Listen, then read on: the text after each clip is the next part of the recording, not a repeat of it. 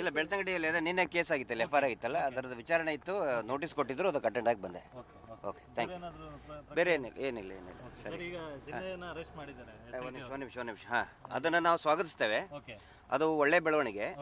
ಆ ನಂತರ SIT ಅವರು ಅರೆಸ್ಟ್ ಮಾಡಿದ್ದಾರೆ ಅಂತ ಹೇಳಿ SIT ಅವ್ರ ಬಗ್ಗೆ ಯಾರು ಕೂಡ ತಪ್ಪು ಅಭಿಪ್ರಾಯ ಕೊಡೋದು ಬೇಡ.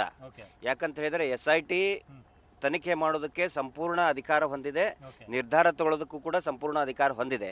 ಹೀಗಾಗಿ SIT ಅವರು ಚಿನ್ನ ಏನು ಮಾಡಿದ್ದಾರೆ ಅಂತ ಹೇಳಿ ಎಷ್ಟೋ ಜನ ಅಂದರೆ ಮಿಸ್ಗೈಡ್ ಆಗ್ತಾರೆ. ದಯವಿಟ್ಟು ಮಿಸ್ಗೈಡ್ ಆಗಬೇಡಿ. ನಾವು ಅದನ್ನು ಸ್ವಾಗತಿಸ್ತೇವೆ. ಅಷ್ಟೇ ಅಲ್ಲ, ಆ ವ್ಯಕ್ತಿಗೆ ನ್ಯಾರ್ಕೋ ಅನಾಲಿಸಿಸ್ ಟೆಸ್ಟ್ ಕೂಡ ಮಾಡಬೇಕು. ಯಾಕಂತ ಹೇಳಿದ್ರೆ ಕಂಪ್ಲೇಂಟ್ನಲ್ಲಿನೇ ದೂರದಲ್ಲಿನೇ ಇದೆ. ಪ್ರಾರಂಭಿಕ ಹಂತದಲ್ಲಿ ಬೇಡ ಅಂತ ಹೇಳಿದ್ರು, ಅಂದರೆ ಇನ್ನೂ ಪ್ರಕ್ರಿಯೆ ಶುರುವಾಗಿಲ್ಲ.